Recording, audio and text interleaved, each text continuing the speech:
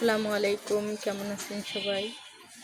সবাইকে পবিত্র ঈদুল আজহার শুভেচ্ছা অভিনন্দন। তো বারান্দায় দাঁড়িয়ে পায়চারি করছিলাম, হঠাৎ করে গরুটাকে অনেক সময় ধরে দেখছি, তো আসলে মুড নাই তেমন কিছু বলার।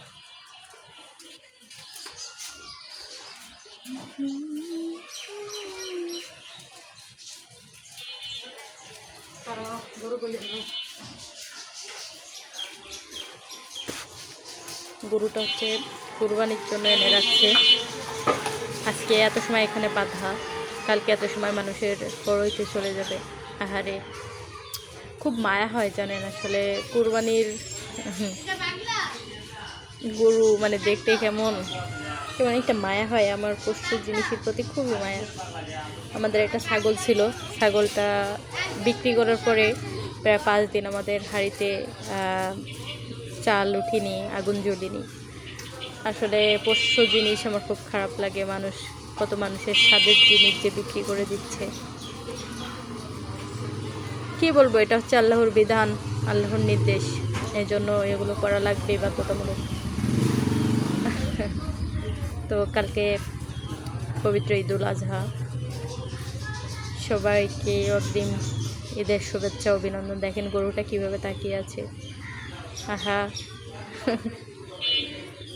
মানুষের মতো করে তাকিয়ে আছে, কি মায়া দুটো চোখে।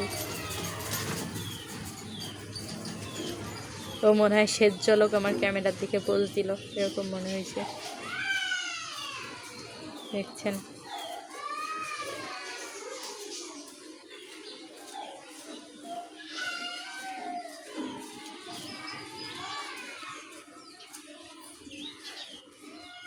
খুব মায়া কাজ করে আমার, খুব মায়া।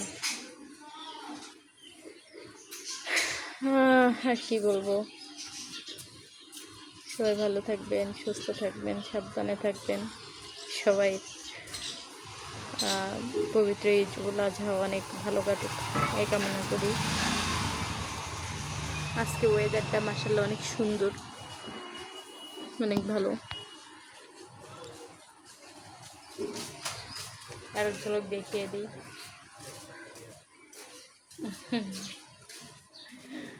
ওকে, সবাই ভালো থাকবেন।